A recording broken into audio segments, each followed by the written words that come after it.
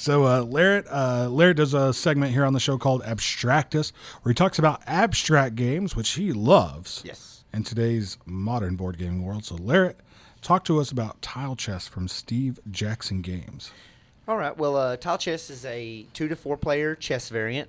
It's pretty non-typical as far as a chess variant. I think there's really two kinds of chess variants. Ones that change chess by adding something. Like Nightmare Chess. Nightmare Chess adds the cards, which basically break the rules in certain ways.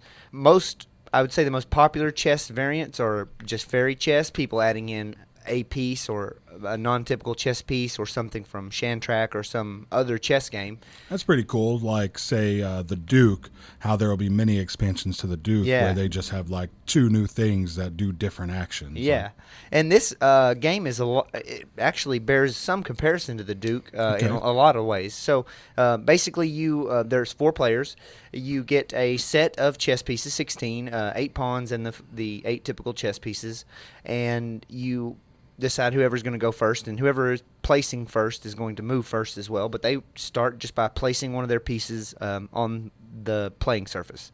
There's no board, and I say pieces, but they're actually tiles. They're square tiles with these, pretty much typical symbol for chess, the Staunton standard, knight, little horse head. So they'll place theirs, and then play goes around in turn, everyone placing a piece. And the only rules in this phase are that you can't place your king until the last. It's got to be the last piece that you place. And your piece has to be touching another piece, either along its side, adjacent to it, or on the corner, where it's just touching, corner to corner. So it can be diagonal. Yes. And real quick, explain Staunton Standard. Oh, okay. Back when chess was getting real popular, this British guy made a Staunton chess set. It was his kind of standard. It quickly became the standard for his club's play, and people really liked it, and they needed a standardized set of pieces that everybody could recognize. And so it just sort of became that. I don't know if exactly how, probably just a lot of play in England. There was a lot of tournament play, a lot of people joining chess clubs and tracking chess games and who was the best and all that, and a lot of them had these really nice wooden Staunton chess sets. So typically if you see a plastic chess set like available, they're pretty close to the Staunton standard. They're not exactly, but they're typical. All right, cool. I feel like on Abstractus we should it's cool to tell all these little terms. No, thank you for because So anyway, you take turns placing, and once everyone's placed, the movement will take place. There's only a couple of changes from regular chess. Pawns can move backwards, forwards, left, and right, and they can attack any direction diagonally. So there's that. They're just basically opened up because the mode of play requires them to be able to move all directions, or it would be very, very difficult. Okay. And the other rule is called the unity rule. It basically means that you can't, let's say there's 3 pieces off over here, all side by side, just in a straight line, and then one of my pieces is touching one of those on a corner, and then the rest of the pieces in the game are connected to my one piece by the other corner. So I've got this one piece making a bridge between 3 pieces and the rest of the pieces. Yet I can't move that piece in such a way that it breaks that chain. You can't. They have to remain a unified whole. Okay. And it makes sense in a way to limit it like that, because it's without a board. I mean, there's nothing to stop you. Well, I'm going to move 55 spaces this way, and then which it seems like you could play that way if you had a very large grid surface that you could do these long range attacks and things on. And it actually in the rulebook recommends, if you're having trouble visualizing things to play on a large grid, or to find some plus size more than 10 or 8 or 10 or 12. They said you could play it on a regular size chessboard, but there's not really any point. You want a good 12, 14, 18 grid, something you can really get movement out of. Yeah, at that point, just play chess. Yeah. So this game I think it's very interesting as a game. I don't know how much I'd want to play it rather than just playing chess, because it feels as if you've walked in the middle of a chess game and someone has sort of tagged you in, and you're in the middle or the beginning or the end of the middle game or the very beginning of the end game. You're already having to make sacrifices, and so I think chess variants are always stuck in that place where chess purists usually hate them, and then people who might like them don't want to play them because they're chess. So there's like this bad middle ground. That's true. For chess variants. And this one doesn't have a lot for people. I feel like if you are a real orthodox chess lover, you might like it to study in games or 3 or 4 player interactions and middle game. And it's really interesting, but it's very difficult and it's very cutthroat.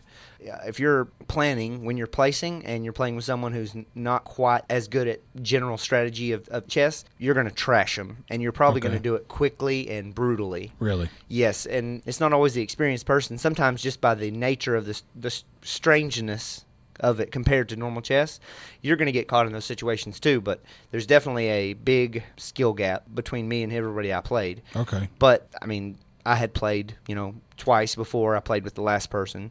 But mostly, it's very difficult to make sure you maintain all of the main extra rule, the unity rule, and still make strategic moves that benefit you isn't always possible. Sometimes you have to take a piece dying so that you can move this piece so you can get, back into the game.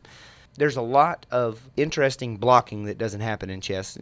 A lot of blocking happens in chess, but in this game, it's even more so because of that unity rule having to be preserved. So if you can get your king out on the end of a limb where no one can get to him real readily without having to go through a couple of your defenders, you're pretty set. But it is tricky. I want to play this more, but it's very tricky. How many players have you played it with? Just 2? Or? I played it with just 2. Okay. I'd like to play with 3, but I read the first edition of this game was this is apparently a big improvement over it. The first one had just cardstock tiles. Oh, okay. But it also came with enough for 6 players.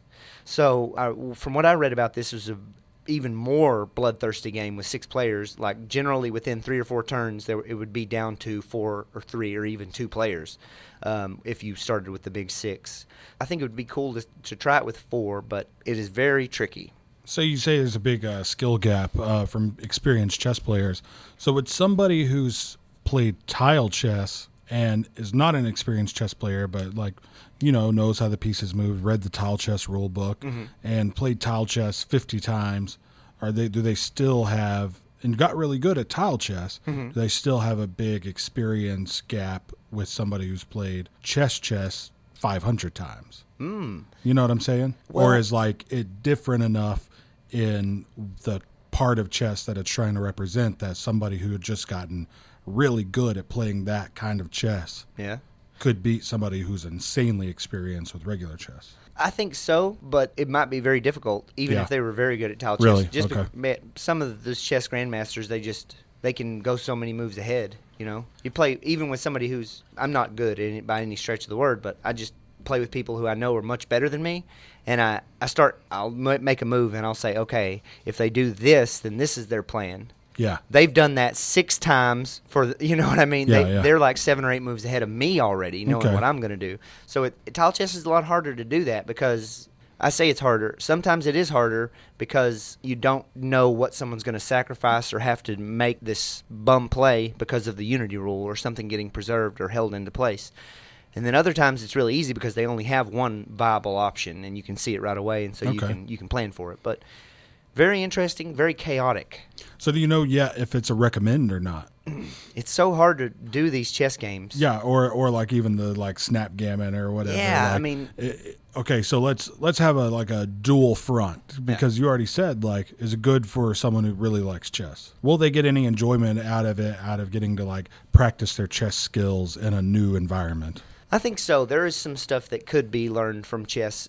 Because regular chess is tied to such a small board and a limited thing, I think you could really, by expanding the mechanics in this way, you can get some really wild games going on where you're playing 3 feet away from this other guy. I think that there's some very interesting things you could learn about how chess works as a game. Okay. I'm not sure about how well you could learn about how to play it and win, but as far as the close-up game, the give and take of chess, it's pretty well intact. It's just very harried and vicious because you're already starting intermingled with your other, and you can get into situations where one color controls the entire middle and you're split in half, and it could be good for you because you're attacking them from both sides and working your way to the king, but it could be bad because you need this guy to support this one over here and he just can't get around. So does it sort of take away the tactical nature of chess and make it more strategic? Or yeah, I think it does because a lot of chess play is set up. So you set up, you're building these things, you're responding to what they do, but you have a strategy you're going for.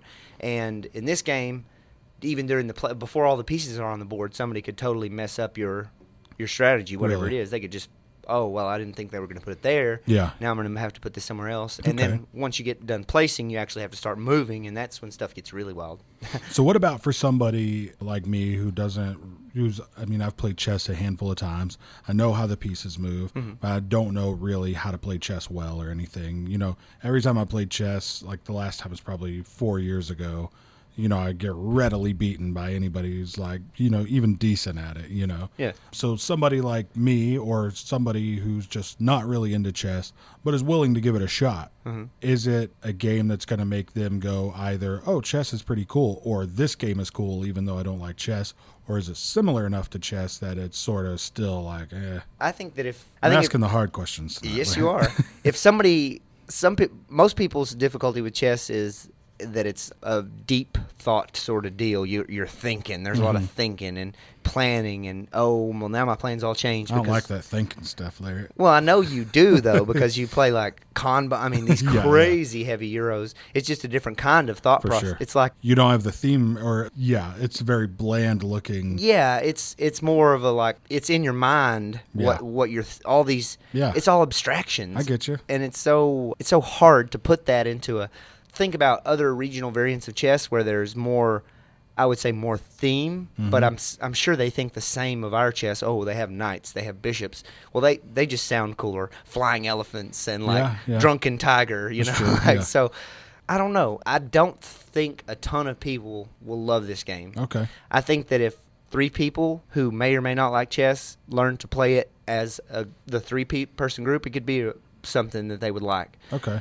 If someone doesn't like about chess that long, drawn-out thing, or the fact that they just want to attack and they always seem to be rebuffed, this game could be for them because it is a lot of give and take, and it's quick. It's a lot more just bloodthirsty. I mean, it could be something for a non-chess fan, but I don't think so. It's more going to be for someone who's into chess and is interested in variants and or learning more about the middle and end game of chess in a more variable environment. Okay. So maybe that middle ground person, because it seems like, you know, with chess variants, especially like not official chess club chess variants, but like these like released by board game companies, stuff like that. Yeah. Seems like the, you know, stalwart old guard chess players might not even be into that too, Yeah, you know? and I'm sure that there's exceptions, but I think everybody, when they think of someone who's a chess grandmaster, they think, well, they just wouldn't be interested in something like that. But that's not like a lot of the little, he's very young,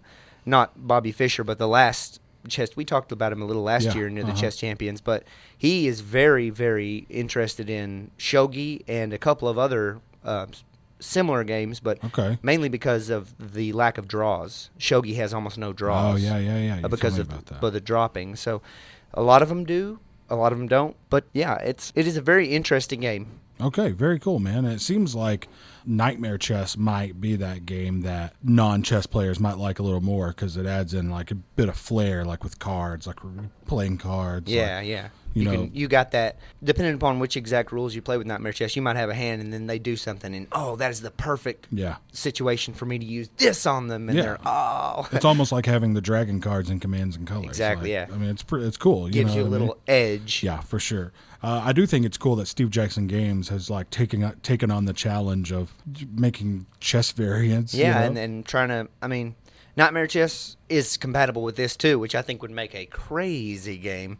That is wild, yeah. And it's in the rule book too. Yeah, and it says the specific cards that need to be changed to fit. It says how they need to be changed, and it says some that are just have to go out because they're dependent upon board structure. Okay. But yeah, if you are a chess player or interested in abstract games, this one might be for you. Okay, very cool. So that is Tile Chess from Steve Jackson Games here on Abstractus with Lariat Gartman.